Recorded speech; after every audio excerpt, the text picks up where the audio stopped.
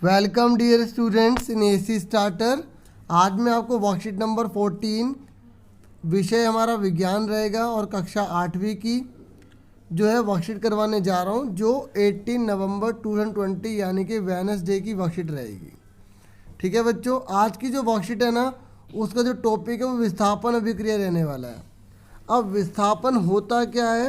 विस्थापन में ये होता है बच्चों कि जब कोई अधिक ताकतवर कोई चीज़ होती है ना, ठीक है, यानी कि अधिक अभिक्रियाशील, अगर हम साइंस की लैंग्वेज में बात करें तो जो कम अभिक्रियाशील चीज़ होती है उसके बाद जो अवेलेबल होता है ना, उससे वो लेकर अपने आप को एक न्यू फॉर्म में कन्वर्ट कर देती है, और जो एलिमेंट जिसके साथ कुछ जॉइन थी ना, उस एलिमेंट को अकेला कर देती है। समझ में आ गई? उससे बोलते हैं विस्थापन। ठीक है, इसको इंग्लिश में बोला जाता है डिस्प्लेसमेंट। ठीक है, अब देखो आगे क्या कह रहा है। ये कह रहा है अभी तक हम जान चुके हैं कि कुछ धातु अधिक अभिक्रियाशील होती हैं। हमने पिछली वर्कशीट में करा था 13 में, अगर आपको याद हो तो हमने उसमें छाटा था ना कि कौन सी अधिक अभिक्रियाशील है, कौन सी कम अभिक्रियाशील है। ठीक है, और कुछ धातुएं तो किसी से भी अभिक्रिया नहीं करती, जैसे सोना है ना, गोल्ड होता है, वो किसी से भी अभिक्रिया नहीं करता। और कुछ धातु ऐसे होते हैं जो बहुत अभिक्रियाशील होती है अधिक, जैसे कि हमने सोडियम पढ़ा था, पोटेशियम पढ़ा था, जो मिट्टी के तेल में रखे जाते हैं। और कुछ बहुत कम अभिक्रियाशील होते हैं, ठीक है, मतलब जो बहुत ही कम रिएक्टिव करते हैं। तो ये कह रहा है अब हम धातुओं की अभिक्रियाशीलता के बारे में विस्थापन अभिक्रिया की मदद से और अच्छे समझेंगे। मतलब हमें जानने की कोशिश करेंगे कौन अधिक अभिक्रियाशील है और कौन कम अभिक्रियाशील है, उसे हम विस्थापन अभिक्रिया से सीखेंगे।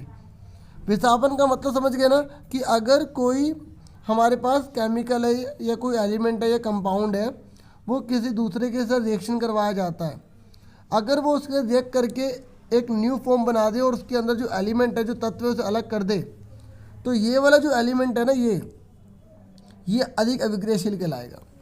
और अगर ये ऐसा नहीं कर पा रहा तो इसका मतलब ये कम अभिक्रियाशील है, इसकी नहीं चलेगी। ठीक है, अब आप देखो ध्यान से, यहाँ में 5 जो है ना बीकर दे रखे हैं और पाँचों के पाँचों में कुछ हमें बता रखा है। आओ फटाफट देखते हैं और क्या कह रहा है। ये कह रहा है 100 मिलीलीटर में 5 बीकर ABCDE हमने चिन्हित कर लिए। ठीक है, ये देखिए, ये कह रहा है प्रत्येक बीकर में 50 मिलीलीटर पानी ले लिया, हमने जल ले लिया, और प्रत्येक बीकर में दर्शाए गए पदार्थों में से प्रत्येक का एक एक चम्मच डालकर घोल दिया। ठीक है, हमने इसमें कॉपर डाल दिया, ठीक है, अलग अलग जो चीज़ें हमने डाल दी, जैसे कॉपर डाला, जिंक का टुकड़ा, देखो सब में कॉपर सल्फेट, इसमें कॉपर सल्फेट है, लोहे की कील, इसमें तांबे की छीलन, इसमें भी तांबे की छीलन, इसमें लोहे की कील, मतलब हमने अलग अलग जो जो लिखा गया था वो सब डाल दिया। ठीक है, अब बच्चों अब आगे देखते हैं। देखो पहले ये सिचुएशन दे रखी थी, देखो ध्यान से, है ना, और बाद में क्या हुआ ये देखो। ये कह रहा है इनमें कोई चेंज नहीं आया और इन दो में चेंज आ गया। आखिर ऐसा क्यों हुआ? ध्यान से समझना, बिल्कुल आराम से समझाऊंगा। देखो बच्चों, जब हमने कॉपर सल्फेट लिया, ठीक है, ये देखिए कॉपर सल्फेट है, इसमें हमने जिंक का टुकड़ा डाला। इस कॉपर सल्फेट में जो ए है ना बच्चों, ये जो ए है ना, ये ए वो ये है। ठीक है, हमने क्या करा, इसमें कॉपर सल्फेट डाला हुआ, जो नीला रंग दिखाई दे रहा है ना आपको, ये कॉपर सल्फेट है। इसके अंदर हमने ना जिंक का टुकड़ा डाल दिया। क्या डाल दिया बच्चों? जिंक के टुकड़े डाल दिए।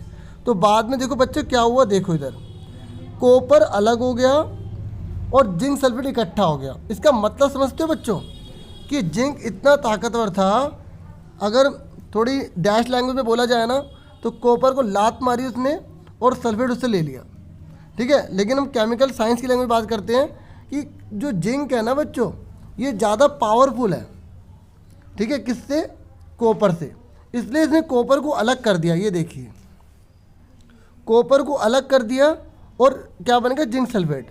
ध्यान से देखो, मैं बिल्कुल आराम से बता रहा हूँ कि आपको ये सिचुएशन दे रखी है। इसमें कॉपर सल्फेट है, इसमें जिंक डला हुआ है। जब हमने इसको थोड़े समय के लिए रख दिया तो उसके बाद हम क्या देखते हैं, कॉपर अलग हो गया और जिंक सल्फेट बन गया। अब दूसरी सिचुएशन देखिए, यहाँ कॉपर सल्फेट है, मतलब सेम, यही सेम है ना कलर। अब इसमें लोहे की कील डाल दी हमने इसमें, तो हमने क्या देखा, यहाँ पर भी कॉपर अलग हो गया और जो आयरन सल्फेट है, ठीक है, वो एक साथ बन गया, मतलब आयरन सल्फेट के साथ ऐड हो गया और कॉपर को उसने अलग कर दिया। इसका मतलब क्या हुआ कि आयरन जो है वो कॉपर से ज़्यादा पावरफुल है, ऐसे जिंक जो है वो कॉपर से ज़्यादा पावरफुल है। समझ में आई? तो इससे हम पता लगा लेते हैं कि कौन ज़्यादा रिएक्टिव होगा, कौन कम रिएक्टिव होगा। देखो जिंक जो है कॉपर को अलग कर पा रहा है, इसलिए जिंक ज़्यादा रिएक्टिव है। ऐसे जो आयरन है ना वो कॉपर को अलग कर पा रहा है, इसलिए आयरन ज़्यादा रिएक्टिव है।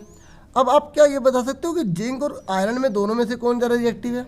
आओ आगे की एक्टिविटी करते हैं। देखो बच्चों ध्यान से समझना, बिल्कुल आराम से समझाऊंगा, जल्दीबाजी नहीं करूँगा क्योंकि साइंस में थोड़ा आराम टाइम देना पड़ता है।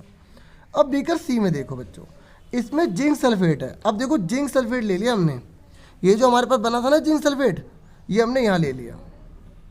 अब इसमें हमने तांबे की छीलन डाल दी। अब हमने तांबा डाला है, अब तांबा क्या इसको अलग कर पाएगा? देखो जब हमने कॉपर सल्फेट डाला था उसमें जिंक डाला तो जिंक ने कॉपर को अलग कर दिया, लेकिन यहाँ पर कॉपर जिंक को अलग नहीं कर पाएगा क्योंकि कॉपर जो है वो जिंक से कम रिएक्टिव होता है, कम अभिक्रियाशील होता है, इसलिए नो चेंज। समझ में आ गई? अब अगला देखो आगे क्या कह रहे हैं। आगे कह रहा है आयरन सल्फेट ले लिया। अब हमने इसमें क्या ले लिया? आयरन सल्फेट ले लिया। ये जो हमने लिया था ना आयरन सल्फेट जो बन के तैयार हुआ था, अब हमने यहाँ ले लिया। अब इसमें हमने क्या करा, हमने इसमें कॉपर डाल दिया। देखो यहाँ पर जो कॉपर था ना, इस कॉपर को आयरन ने अलग कर दिया। अब क्या ये कॉपर आयरन को अलग कर पाएगा? नहीं कर पाएगा, इसलिए नो चेंज, क्योंकि दोनों में से एक पावरफुल ही तो होगा, ठीक है, और जो पावरफुल था उसने अलग कर दिया। तो अगर हम वीक वाले को बाद में पहले लिख देंगे या बाद में लिख देंगे तो वो पावरफुल वाले को अलग नहीं कर पाएगा। अब आगे आ जाओ, क्योंकि जो मैंने आपसे शुरू में क्वेश्चन पूछा था आयरन के बारे में कि आयरन और जिंक में कौन पावरफुल होता है। देखो यहाँ जिंक सल्फेट है, आप देख सकते हैं, यहाँ हमने ले लिया जिंक सल्फेट, दोनों का कलर देख लीजिए आप, है ना। अब मैंने लोहे को इसके अंदर डाला तो लोहा जो है ना वो जिंक को अलग नहीं कर पा रहा है, देखो नो चेंज। तो अब आपने ये जो 5 एक्टिविटी करी, क्या आप बता सकते हो कि दोनों में से, तीनों में से सबसे पावरफुल कौन हुआ? जो बच्चे जिंक कह रहे हैं ना वो बिल्कुल सही कह रहे हैं, क्योंकि वो अच्छे से समझ गए हैं। क्योंकि जिंक हमने देखा हर बार अलग कर रहा था, ठीक है, और क्योंकि देखो जिंक जो है ना, जिंक उसको लोहा अलग नहीं कर पाया, इसलिए जिंक पावरफुल ज़्यादा है। उससे कम कौन है? आयरन। और उससे कम कौन है? कॉपर, क्योंकि कॉपर को ये दोनों ही अलग कर पा रहे थे, इसलिए कॉपर सबसे कम रिएक्टिव होगा। समझ में आ गई?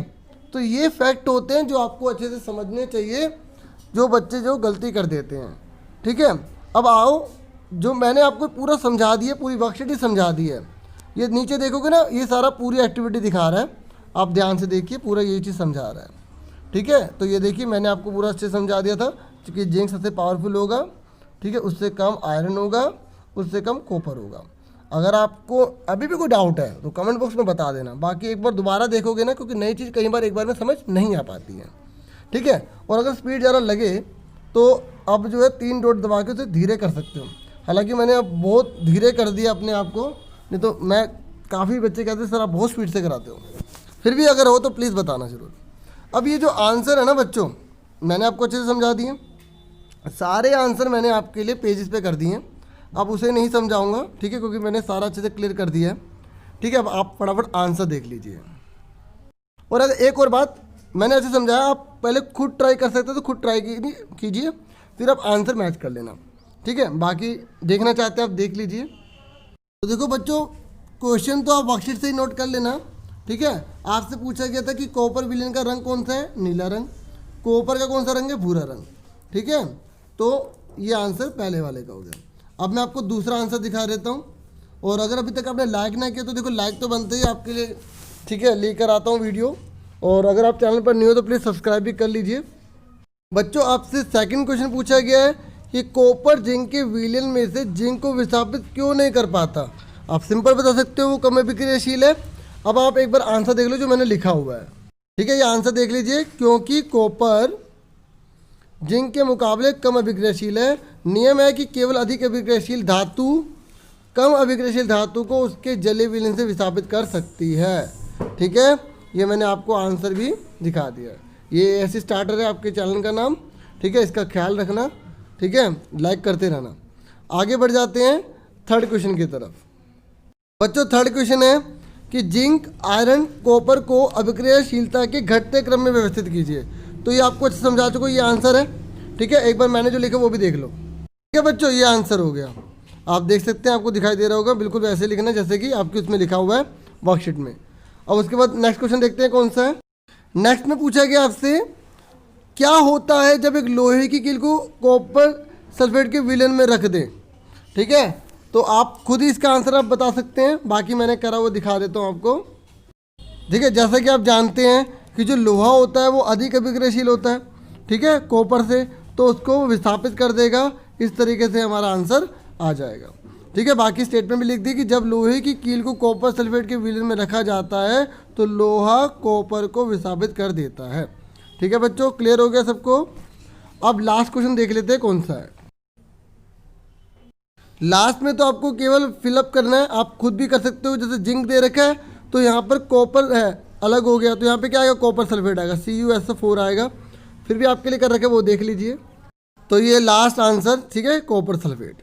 इस तरीके से पूरा लिखने का तरीका मैंने आपको बता दिया, और इस तरीके से पूरी वर्कशीट भी हो गई। मुझे पूरी उम्मीद है आपके लिए वीडियो काफ़ी वैल्यूएबल रही होगी।